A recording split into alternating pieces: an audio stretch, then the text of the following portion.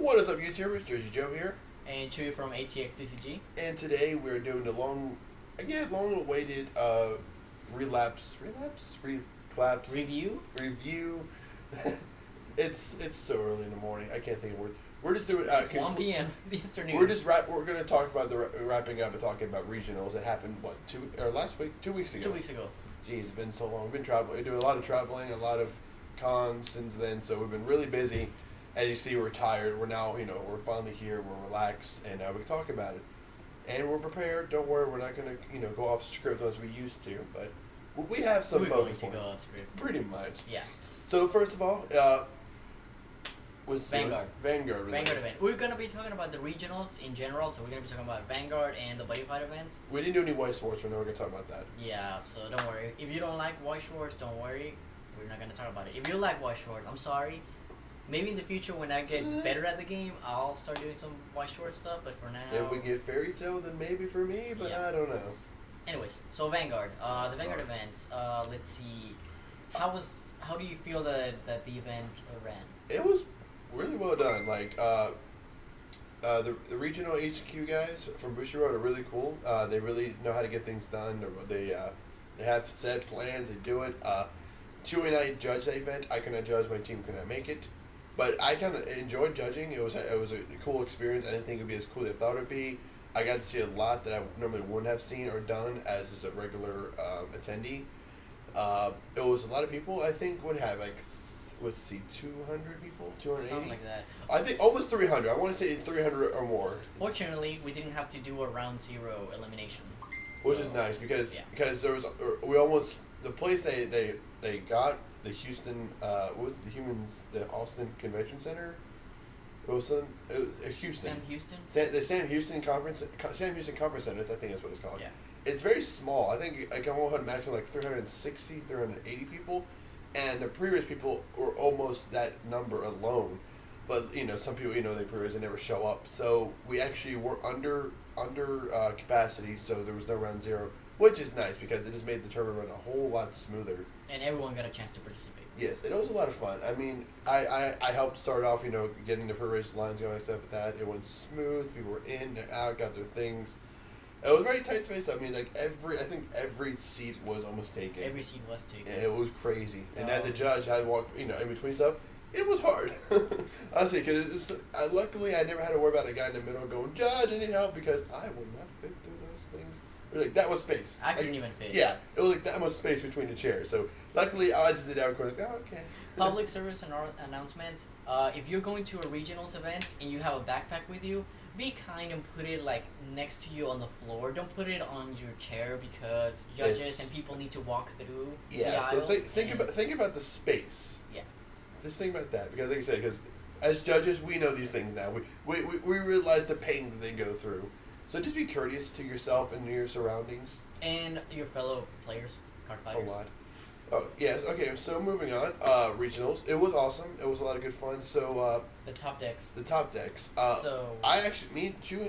top 8 as well, right? I did top 8, however, you did top 2. Yeah, that's right. I did top 4. Oh, you did top 4? Yeah. Okay, I did the whole top 8 judging, which is awesome. It was a privilege. I also got to do deck registrations for some of the players. So it's kind of cool to see how that works out and stuff like that. So deck registration. It was cool. It's kind of cool. It's actually kind of nerve wracking for the opponent because he's sitting right in front of you, and you have their sheet, and you're watching it carefully, and you just look at the cards. You're like, So if you give any kind of look, that you start seeing sweat. It's hilarious. Sometimes I always want to just mess with them, because they'll freak out because you have to be super, everything. You have to make sure that the cards are good. There's no markings. There are no markings. The sleeves are cleaved. We actually had that during Buddy Fight. One player actually had to get new sleeves, but we'll get that in a bit. But you pretty much have to pay attention to everything, and it's cool. It's interesting. Your opponent. You would know. Not your opponent. The player you're deck checking. It's very nerve-wracking for them because if anything is wrong, they're automatically disqualified, and it's crazy. Or they have to buy new sleeves, or they have to re-sleeve, or some people didn't have the money to buy new sleeves, which is crazy. And they had to try to find ways to buy new sleeves just so they could participate in the top 8. So another probably something to mention: if you're going to regionals, bring extra sleeves like we did last year. We bought sleeves the day of, like before, actually the night before. But we all bought new sleeves just to be safe. And to keep it even safer, if you know that your regionals is gonna have vendors who are gonna be selling sleeves, just wait, just save some money and wait to buy them from the vendors, because the vendors will 100% of the time will have sleeves that are acceptable for the tournament. So that way you won't end up buying some sleeves that maybe might not be suitable for the tournament. And sometimes they got really awesome sleeves. Yeah. Like me, I picked up some really awesome Buddy Fight sleeves. But moving on. Anyways, so the first runner-up of the top two, their decks were... This is KC Destroyer? Yeah. KC Destroyer. I did this. They had a Shadow Paladin. Oh, KC. They had a Shadow Paladin, Kagero, and Aquaforce deck. Pretty much, if you can think about it, it was a Novell build. Novell Dauntless? Novell Dauntless. What was it? Aquaforce, I can never remember. The Aquaforce was 3 different grade 3s, actually. That's why. It was Gloria Maelstrom, Transcore, and Tetra Drive. Yeah. I never saw him play Tetra Drive. I never did. Interesting, because he had more of that than he did. Really? Glory. Anyways. And then, obviously, Raging Form Dragon for the Shadow Paladin. More This player was... he's one of those players you have to watch. Going into it, I did hear some rumors about... Oh, I think they were actually facts. He was banned from a store in the local area for stealing. We're not pointing fingers, so we're not going to mention anything specific about it. But let's put it this way. There were some issues regarding some of the players and potentials of fraud. Nothing was identified, so that's on a good note. So nobody was disqualified, nobody got a warning or anything. There was one instance, however, where one player, after having a deck check by Joseph, I believe, he had, after doing the deck check, he played his first match of the top 8, and then during his second match, he had a clear sleeve. Is that what you told me? Yes. I did his deck registration, and everything was fine. All the sleeves were exactly matched. But, going into... I did his top 8 judge match, against the Bermuda Triangle player, which was a freaking awesome match. It was cool to see Bermuda top. But during the match, there's moments where, I don't know how, but when he did superior writing, stuff like that, some cards would be upside down. I don't know if he did it on purpose or what. So I would continually shuffle his deck, and again, I didn't know there was anything wrong with the deck. But going into top 2, I didn't hear the whole thing because I had to do the top 3 and 4th battle, see who got 4th, who got 3rd. They had me top that real quick before I go to top 2. And somebody, somehow there was a clear sleeve in the deck. So because of that, you have time relapse. And how? I do not know. What did the time relapse consist of? Did they 8 minutes. restart the match? They just put it, I guess, because it was an 8-minute rewind, so I guess it is restarted. Okay. Because I noticed that because I got there, our stoppers were not at the same time. Okay. And then the first place, the champion team, was Team Fuzzy Panda. And their decks consisted of Transcore Tetra Drive, Mordred Raging Form, and Vowing Sword Dragon and Descendant. Now that was an awesome match to watch. By the time I got into it, the other two finished. The other two players was the KC Shadow Paladin versus Fuzzy Panda and Narukami, and it was just a ridiculous battle. They went on for at least an hour and a half. That's how ridiculous it was. I mean, they started round 3 just at the hour end mark, and each round was probably an hour long. And I went to HQ and said, "Hey, they just started round 3, an hour's almost up. What do you want to do?" So he came down and said, "No, no time restriction. Turn the clock off," and they went at it. And it was crazy because those two would not let each other get above 3 damage. They were constantly at 2 to 3 for oh my gosh, for 4 or 5 turns. And then finally, one of them hit a crit, and then that's when things just got crazy. It was just a matter of who got better, just standing. The Narukami player was good. I mean, it was a basic Descendant deck, but it was just he was rushing him hardcore. To the point, it was just about luck of the draw pretty much for the Shadow Paladin player. So, that was Vanguard. That was day 1, Saturday. Sunday, Watch Wars / Buddy Fight. Who are we talking about? Buddy Fight. Yes, it was that way. The tournament was that way. For Joseph, at least. For me. This time I did play because it was singles. I told you. It was for him. It was pretty bad. Chewy judged. I didn't. I wanted to play. I really, worked on my deck. I wanted to bring it out there. Sadly, I didn't listen to Chewy about adding a couple of cards that I should have added, and those cards literally is what gave me my game loss for both my matches. If I literally had those two cards that he mentioned in my deck, I would have won all my matches because there were moments where I needed that exact card to win, and I didn't, and I screwed up. So I went on a binge and I bought all the cards from the vendor. On to a better note, a good friend of ours ended up being in the top 4. So I believe it was his first tournament, his first regionals, and obviously the first one for Buddy Fight, and he made the top 4.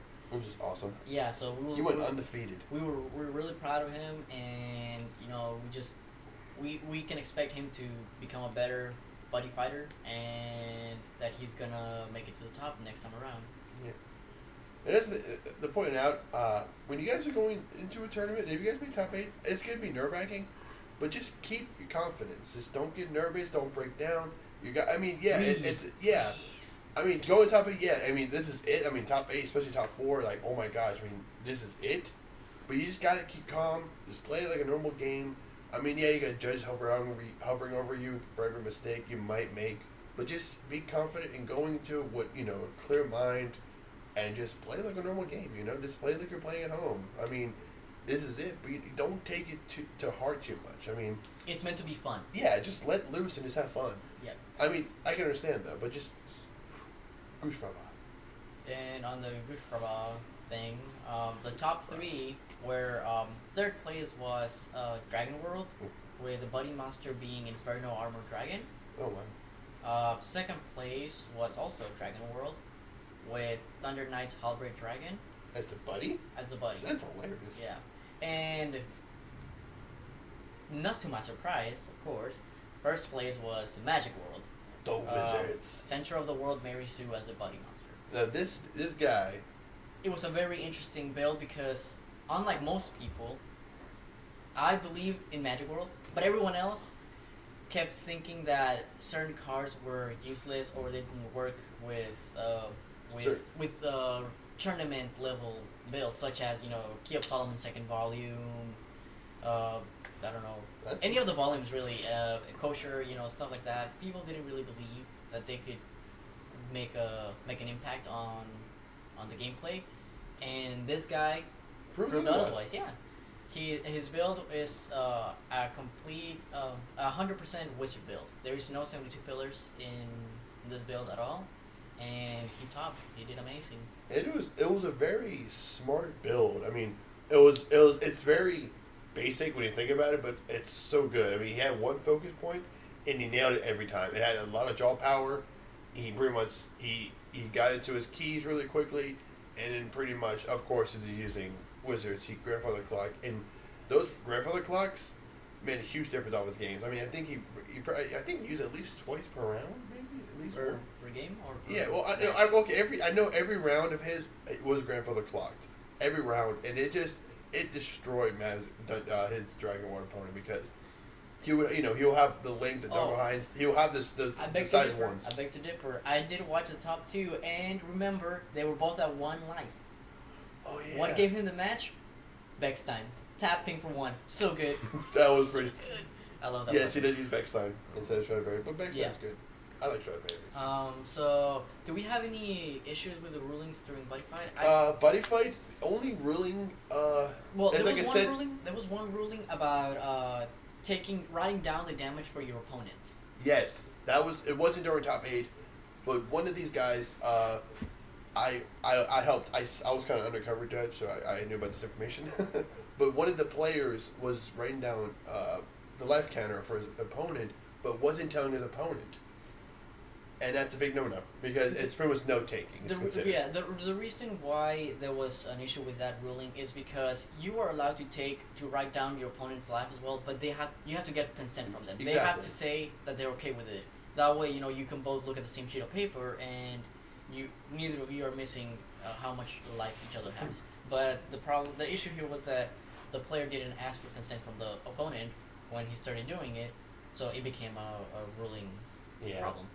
And don't give the head judge crap at all. Don't do that. This guy did. and then you realize who he was, and you're like, oh my god, I'm so sorry. Just because someone doesn't have a head judge shirt doesn't mean that they're not a head judge. Just heads up. If you're talking to a judge, period, just have respect to the judge. If Any judge, just have respect. If you don't agree with their ruling, call for a second judge. Just ask them that. You just tell them that you want to contest their ruling, and if they could bring another judge over. At that point, they will either bring a second judge or the head judge, and then you can get your final answer. However, do not talk to one judge at a time separately. If you're going to contest a judge ruling, talk to the one that you talk to first, and then the second one at the same time. Yeah. Both being present. But always always have respect for them. Yeah. Always. It's that's what they're just here to help out the game. Some of them may be douches, some of them are not, but overall, just have respect for them. They're just they're just judging. They're not trying to be anything else. Also, to prepare you for regionals, draw and stand. Yes, and that's another reason during top four, stuff like that. As I'm saying, just relax. No, I mean draw and stand. Yeah, I was saying, stand, then draw. I know. I was saying, relax and just remember those phases, because if you do, because if you draw and stand, or no, if you draw and stand, you will not be able to stand. Yes, I mean it sounds silly, but it's part of the phases, and it's part of the game mechanics. So you will get that, and if you do it, like 3 warnings, it considered a game loss. Yeah. During the first couple of rounds, they will probably just reverse. They will just replay it, because it's not something that changes the state of the game, whether you draw and then stand. However, after once you start getting to the top 8 and more, the rules become a little bit stricter and the penalties more severe, which they're kind of trying to prevent people from drawing and standing, as opposed to the proper stand and draw. Like I said, it sounds a little silly, but it's just part of the game. So just remember, stand and draw. Just do what you should do. I mean, if it helps you, they provide little paper play mats, and has the rules. It has the faces. Just read the faces. If you start getting a little bit confused or frustrated, just read the faces on the left of the buddy fight paper mat. It'll tell you stand, then draw, and just follow those rules, and you should be good. Yeah, that's it. And that's pretty much. I mean, anything else? I mean, just wrap it up. That was the weekend was awesome. Like I said, we did it live. We're constantly busy, always around, running around. It was fun. We have to close up. The guys from HQ are awesome. We met some awesome people. Especially the other guy, I swear they're brothers. They're just hilarious. And we actually get to play. They brought a little inflatable Gargantua Punisher. It was fun to play with. Yeah. There's pictures on our Facebook group. Check that out. Facebook.com/BuddyFightAustin. You guys were awesome. But it was just a lot of fun. Cool guys. They gave out a lot of cool handouts. Like the raffle time, they gave away the gold Buddy Fight sleeves for Danger, Magic, and Dragon. They gave away this awesome. I didn't see it in person, but it was a Gargantua Punisher life counter, and instead of it being a card, it's a dial. And I really want one. Oh, yeah. I really, really want one. I don't know how else you're going to get one, because they look like the new Pro ones. They look like they're slide outs.